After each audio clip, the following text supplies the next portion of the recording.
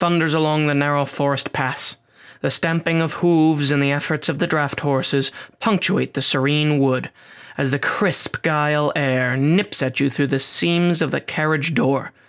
Though seated upon cushions of supple leather and rich velvet, the rumbling of the wheels does little to soothe the tension from your muscles, or to assuage your fraught mind. Peering out the window, the verdant forest teems with creatures great and small. Songbirds sing sweetly, flittering about their nests in merry form. A jackrabbit is snatched in the jaws of a red fox, who quickly kills his prey, dragging the slain bunny back to the bush. Upon this, you take an idle moment to revisit the circumstances of this most unusual voyage. A week ago you received a letter bearing news of the Lord Kenneth Lyon's death, and requesting your presence at the festival of his son's ascension to their seat. Strangely enough, the young Hal wrote further, beseeching your counsel on an important matter. Luckily, your trusted friend and sworn sword Helmut Thomas Beast Bane received a similar note, so at least you'd not be lonely. Helmut was a simple man, a barbaric Alaskan of unusual size, making it no surprise that he was invited to participate in the festival's tourneys. You are pulled at once out of your thoughts, with the bellowing of the driver. Haw! Haw! He strains to maintain control of the mighty horses as they race haughtily into the winding steeps, and you are tossed about the inside of the carriage like dice. Correcting yourselves, the path swerves again, and you're tossed about again. The way steadies, and the lush forest sprawls out in all directions. A great stag bolts from the bush, bugling for salvation. Behind him course a pack of wolfhounds, baying for blood. The hounds begin to close, their maws already frothing with the crimson lifeblood of the noble beast. The stag stumbles and is instantly overtaken by the sinewy dogs, and is torn to tatters. The wood finally gives way to a vast clearing, and the carriage slows to a canter.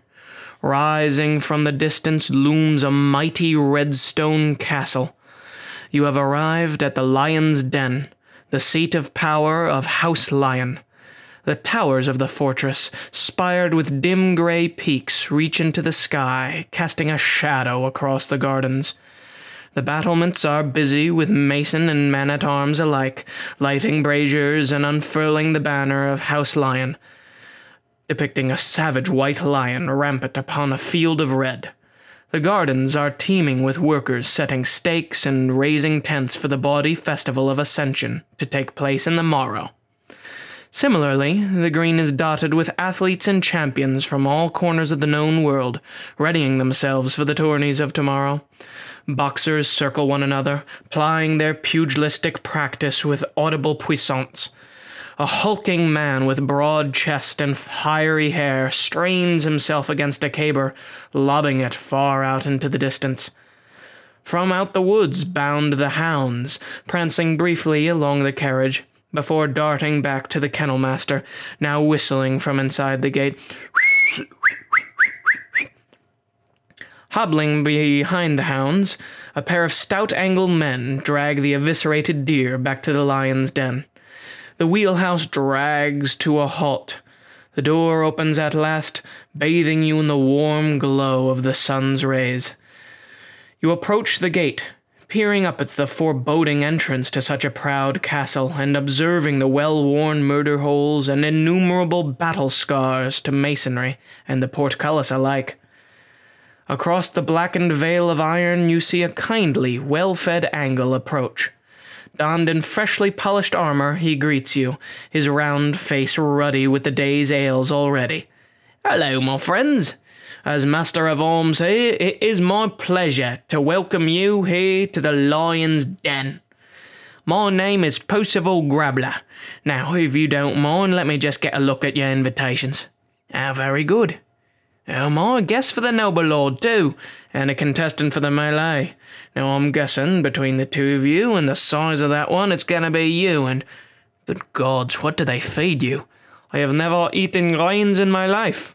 Only the flesh of beasts and goblins, and so I am blessed by cold." "Well, So you are. Well, everything's in order. Let 'em in." In a few moments the portcullis begins to withdraw, and Percival bids you follow. "Now, if any of you wish to sign up for one of our other tourneys, registry will be over at the ale tent over there, and open until tomorrow morning, so you'll have enough time to shake off your hangover, I'm sure." You follow the burly angle through the gate, inside the castle walls. The castle square is a bustling thoroughfare, hot with the fires of blacksmiths and bakers. The scents of fine meats hawked by hulking Gael hunters swish about your nose like a seductress. Members of the Moraundian nobility parade atop their elegant stallions, each with a finer coat of arms and silkier steed than the last. Angle armorers toil over their anvils, punctuating the air with their labours. The castle was originally a Gaelic hunting lodge, where large hunting parties could be staged for big deer hunts. But then during the War of Conquest, so John Lyon, that's Hal's great-great-grandfather, saw the location of the lodge over here at the mouth of the Maiden's River and protected by the forest to the other side, saw a strategic opportunity. He would build the castle as we know it today. Well, my lords, it is here I must leave you. May the hare and the eel keep you. Now the entrance to the hall is a flight of grey stone steps, overseen by two fearsome bronze lions, snarling and erect. Atop the flight stands an austere figure, clad in kilt and dirk. This man is Lord Hal Lyon, a tall, gaunt Moraundian man with sharp features and a strong, sinewy body.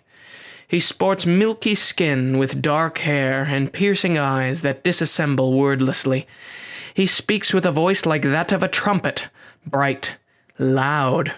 Adorned with the proud line of his house sigil from head to toe, his bravado would seem almost garish were it not for the wry smile he greets you with. "Good friends, I welcome ye. I pray your aid is fair." "I'm just kidding, I'm just playing with you. I know it must have been rough, you came over from the first road. Well, make no mistake, though this is rough country, we do indeed have all the trappings of society which you may have grown accustomed to. Come up. We have much to discuss." You follow the lord into the hall, firelit and free from the biting wind of the Gael climate. As the lord takes his place in front of the hearth, those gathered at the long table rise for respect of the severe Lyon. In attendance are lords from all corners of the realm, and even a decorated representative of the elven province of Arden. The way to the kitchen is alive with the Gael maidens and Moraundian chefs, busying themselves here and there with all sorts of fine meats and ales of all colours. In each of the four corners stands a young Moraundian knight, bearing the lion coat of arms and bristling with targe, sabre, and spear. Around the table are seated Lord Gregor Chevalier, Lord Hal Lyon, Sir Michael Bowes, Lord Kevan Gastile, Lord Sildur Corvus, Chief Angus Boxer, Meredith of Arden, and beside you sits your trusted friend and ally, Helmut. As Hal takes his place at the head of the table, the beer maids pour forth from the kitchen, bearing flagons of ale, presenting them to the lords and ladies present. Hal raises his mug and toasts. "To my late father. May he fight with the white lion in perpetuity and the fields of eternity." The table resounds with a cheer of "Slainte." "Now please, lords, ladies, sit. I have much to discuss, and many bits of nasty business. But first, we drink."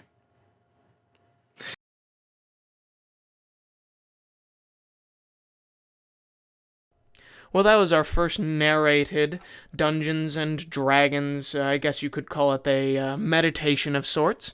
I hope you all enjoyed it. If you did enjoy it, please leave a like and a comment if you'd like to. Please subscribe to our channel. We've got lots more coming.